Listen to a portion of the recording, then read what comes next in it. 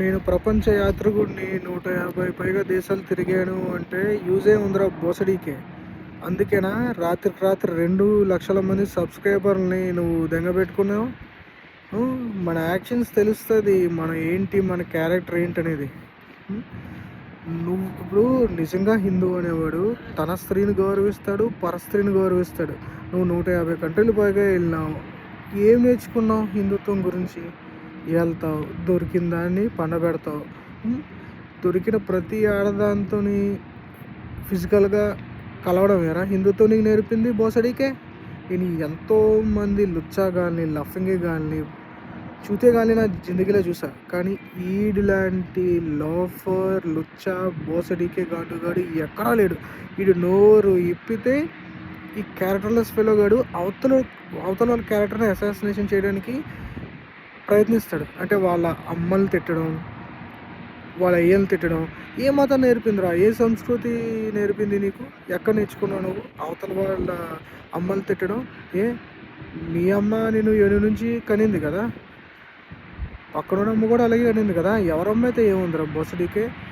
Real Hindu అనేవాడు సీతాదేవిని గౌరవిస్తాడు, సతీదేవిని గౌరవిస్తాడు, ద్రౌపదిని గౌరవిస్తాడు, పార్వతీదేవిని గౌరవిస్తాడు, రాధాదేవిని గౌరవిస్తాడు. ప్రతి స్త్రీని దేవతకి ప్రతిరూపంగా చూస్తాడు హిందూ అనేవాడు. నీలాంటి లవంగంగా ఏం చేస్తాడు? వాడమ్మని వీడమ్మని తిడతాడు. అమ్మలు తిట్టడం గొప్ప కాదురా ముండా. నువ్వెంత బొగ్గడు అంటే నువ్వు వెళ్ళిన ప్రతి దేశంలో ప్రతిదాన్ని వేసుకుంటావు. నీలాంటి లుచ్చాగాళ్ళు కూడా మోటివేషన్ స్పీకర్స్ అయిపోయారా ఈ రోజుల్లో. సొసైటీలో చాలామంది మోటివేషన్ స్పీకర్స్ నీలాంటి బేవర్స్ గాళ్ళే. సమాజంలో ఈ మోటివేషన్ స్పీకర్స్ అందరూ కాదు, చాలామంది ఉన్నారు. ఎవడు నీతులు చెప్తాడో వాడే బూతులు పనులు చేస్తాడు. పూర్వకాలం ఏంటంటే మంచి మాటలు చెప్తే మంచిగా ఉండేది. ఇప్పుడు ఎవడ మంచి మాటలు చెప్తున్నాడో వాడే ముంచేసేవాడు. నీలాంటి వాళ్ళే ఒక్కొక్కరిగా బయటపడతారు.